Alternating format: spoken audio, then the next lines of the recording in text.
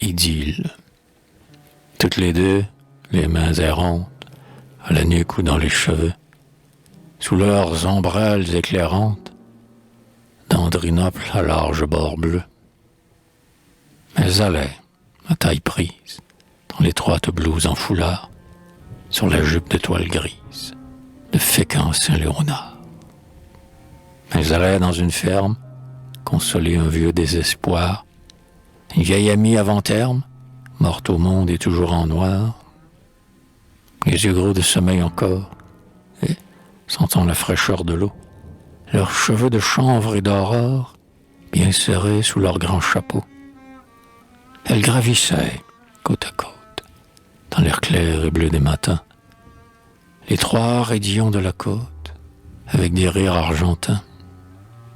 L'horizon des mers autour d'elles, troué de vols de goélands, nimbait d'éclairs et de coups d'ailes, leurs coups minces et leurs fronts blancs. Au milieu de la calme houle, des blés d'élan jaunissants, dont l'ombre murmurante roule, des fleurs et des odeurs d'encens. Elles allaient dans la rosée, et le velouté de leur chair, dans le bleu du ciel enchâssé, fleurissait au bord de la mer. On arrivait à la masure, contre les vieux pommiers sans fleurs, chacune essuyait sa chaussure, au cri des dindons querelleurs. On entrait, auprès d'une table, la vieille amie en cheveux blancs, les yeux tristes, l'air respectable, cousait avec des doigts tremblants. La joue usée aux lèvres fraîches s'offrait, deux maternels baisers, effleuraient à peine les pêches, des fronts unis et reposés. Puis de l'humble salle, embellie, de lys dans des vases de grès, la vieille heureuse, recueillie, leur faisait gravir les degrés. Là, c'était toujours des surprises. De l'aïeul aux deux jeunes sœurs, c'était en juillet des cerises, des gâteaux poivrés, des douceurs.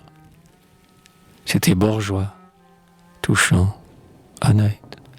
Copé aurait fait un sonnet, du verger, de la maisonnette, de la dame et de son bonnet.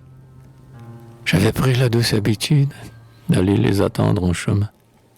Des pinceaux, une ancienne étude, l'ombre d'un prétexte à la main. Et si au tournant des trois routes, dans l'âpre et bonne odeur du foin, j'épiais, les cœurs aux écoutes, leur pas rythmé sonnant au loin. L'attente était délicieuse. Sous le ciel implacable et pur, la campagne silencieuse roulait ses vagues de blé mûr. Mais cette attente était un crime qu'un mot m'a fait payer bien cher. Pourquoi l'azur est-il abîme? Pourquoi la fleur est-elle un verre? Je vautriais parmi les épigrêles, un matin, qu'invisible, heureux, j'écoutais mes deux tourterelles passer au fond d'un chemin creux. J'entendis, d'année en année, ce qu'on entend vous rend songeur. La plus jeune dire à l'aîné, en l'étreignant d'un bras rageur, « Hé, pars à deux, mon petit homme. Te voir masser, c'est enrageant. La vieille, à la fin, nous assomme.